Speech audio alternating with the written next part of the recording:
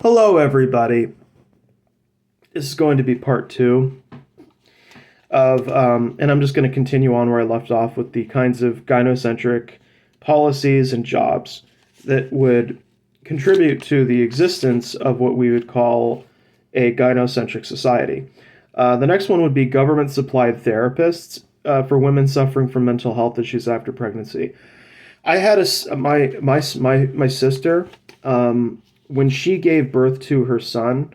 She developed clinical. I think it's called postpartum depression. I apologize. I was about to say clinical postpartum depression. Her family, because they were very androcentric, and they, of course, came from the Abrahamic faith. It should come as no surprise that they were not able to provide any level of meaningful support to her. In fact, they shamed her and claimed that she wasn't being a wife or a good wife to her husband because she was struggling with severe mental health problems that came about as the result of the pregnancy.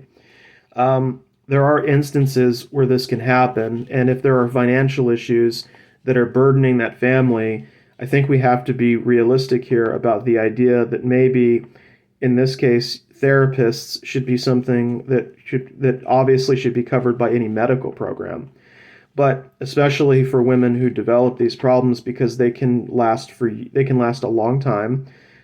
They can also cause. I mean, the health problems can go on for years, and if you're living in an abusive household or with family members who are being emotionally abusive or psychologically abusive, or are unfairly judging that person because they themselves have never gone through that experience or they don't know, then a program like this would definitely be beneficial to a woman who is undergoing a mental health crisis as a result of giving birth. The next one is, it might not seem gynocentric, but it is. It's universal basic income for people who are either poor or become homeless. This is pretty much just a fact that if you look at if and I'm not talking about the success or failure of the policy necessarily, but if you look at what influences crime, what causes violent crime to go up or down, it always relates back to people not having enough jobs, people not being able to find jobs. So if you have a bad economy, a really bad economy, it follows that you're going to have people who will commit crimes or do things in order to make money.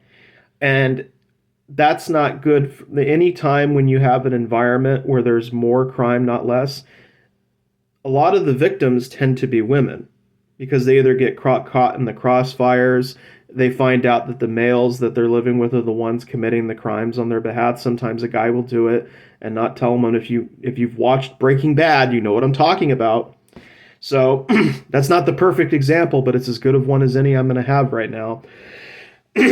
There is simply, for the sake of women's safety and well-being, it is not good to let an economy just kind of flow and ebb. Having a universal basic income prevents people from being on the streets, prevents people from starving to death, and thus it lessens the incentive to commit criminal behavior. And that, in less criminal behavior, less crime, less violence and suffering, the less women are going to suffer. So universal basic income, while in theory is going to help everybody, it really does stand to benefit women, because the recipients of violence, of domestic abuse, and so on and so forth, are women and girls. They are one of the recipients. The next one is, boys are given financial incentives to pursue careers in medical research for solving women and girls' existing health issues. In other words, in this society, the boys and the other people, they're given, they're basically being told, listen, we'll pay for your education or whatever, as long as you do this. And we already see this. We have programs like FAFSA and other aid that allow people who are low income to go to college, to get a degree. So giving young boys financial incentives to go into medical research to solve the health issues that girls have during pregnancy and after pregnancy, breast cancer and all this other stuff, providing more incentives there, that again, gynocentric, keeping the focus on ensuring that women have the highest quality of life possible. And the next one is government programs for poor women who need money to get the proper nourishment during pregnancy. I can't believe, and I'm ashamed that I forgot this one at the end, but essentially there are certain, like, when you are, then there's a baby in your system, the baby takes nutrients from your body. So naturally, you're going to need that nutrients in order to feed yourself. Well, if you're depending on a guy and that guy is not making enough money, that can be a problem for you. Because what happens when he's paying, you pay the rent, you pay all this stuff, but then there's nothing left to feed you. Well, obviously you're going to suffer, right? You could have malnourishment, you could have those kinds of issues. So having a government program you apply for when you become pregnant until your complete pregnancy, where you are allowed access to supplements like iron supplements and whatever other health whatever else your body needs, that will also likewise stop. In other words, it's not covered by a medical program necessarily. It's just covered by the government. In other words, the government supplies you during that time period with the resources that you need based on your height, your build, whatever, so that you can get through that pregnancy as best as possible. I would definitely be interested to know if there are any other gynocentric jobs, either government or private sector, that I missed. I think that, like, with very few exceptions, almost none of those are about controlling the man, and the ones that are have to do with the health of the women and the girls. And this happened to me in my personal life,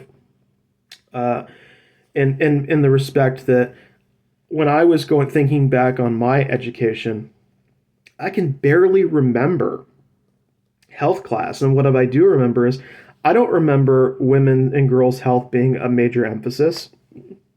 I don't even remember that being a class.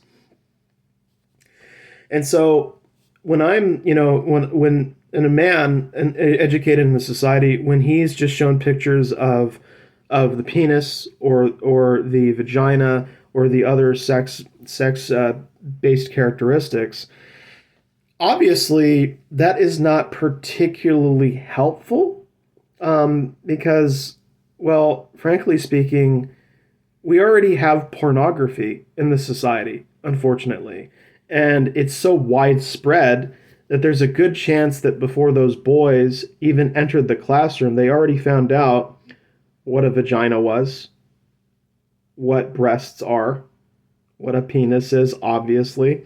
It just seems really, and also half of it is basically useless information for the most part. It's kind of like, yeah, this is what a penis is. And like boys are like, yeah, you're right. That is what a penis is. Go on. And I'm sure it might be the same thing with women. They're like, yeah, you're right. It does look like that. And what else? So these sex education classes are obviously not really doing justice to all that they could be, to what they could do. And I think that in this case, when you have like tests, it ensures that there's constant reinforcement of the woman's and girl's health matters, it matters, it matters. And having a society that revolves around reinforcing these ideas and notions, it's not so much to put men into their place, it's to condition the male to be ready to provide the support for the woman in that society.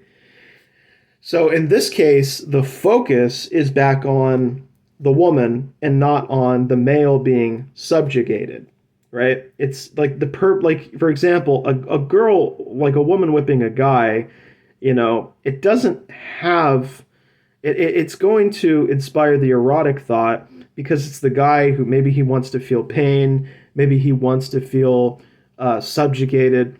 But aside from that, how does that really benefit the woman unless she's a sadist? What is that going to give the woman? And I think one of the big problems with fetishistic gynarchy is that when women are reading this, they're thinking, yeah, really, that's a cute idea, except what does that have to do with us? Like, you talk about, aside from the judicial stuff, having more judges and lawyers and putting away these rapists, that's definitely a positive. But all this other shit, what is that? How is that going to benefit us personally? How's that going to benefit our financial situation? How's that going to benefit my life personally? And I think that, and I mean, I apologize if I'm wrong, but I try to empathize and imagine what other people from different perspectives are seeing here. But I would like to ask more directly, when you are, as a woman, whether you're a gynarchist, a radical feminist, whatever, when you're seeing these stories, do you feel like the emphasis, do you feel like, have you ever read any kind of gynarchy related fetishistic story that focused at all on health programs or gynocentric jobs or whatever that actually benefited women and girls in tangible ways that helped them economically? And I don't just mean by barring men from having jobs or whatever. That's certainly something you could do, that's optional. But I mean, moreover, like reading something that you could feel like, oh, they're actually trying to help, and that it's not just about them having the material they want or need, or that they're genuinely enjoying it because it's pleasuring, it's causing like a dopamine thing to happen. Or is it serotonin? I don't remember which one. But I don't think that, my personal opinion is, I don't think that that is gynocentric. I think gynocentrism is when your policies, political, economic, social, are all centered around ensuring that women and girls not only come out on top, but that the society is evolving, is going towards a place where the quality of life is not only great but is actively improving. And so I think that that right there should be the difference. I think if you're going to establish gynarchy outside of a fetishistic context, I think that and if you're going to have it appeal to women and girls, then it can't be about the male's desire to be subjugated. It can't be about just him shutting his fucking mouth. It can't just be about him deferring to women and girls. There has to be something deeper to the content of the material, and there has to be a level of presentation that is considered mature. In other words, in one of these manga, with the matriarchy stuff, it's very obvious that the characters, while the girls and the women have power, that the focus is just on them having power and then lording it over the boys in that society. And that right there kind of shows you that the males who are writing this stuff, I would love to do this. I would love to create like a questionnaire of like not only women's health issues, but women's problems. And I'd love to have every single one of these gynarchist fetishists fill out the questionnaire, answer the questions, and then find out how much they actually know, because I have a feeling that many of them are just not educated when it comes to their health needs, their psychological needs, their emotional needs, and all this other stuff. I don't think that they know what the fuck is going on.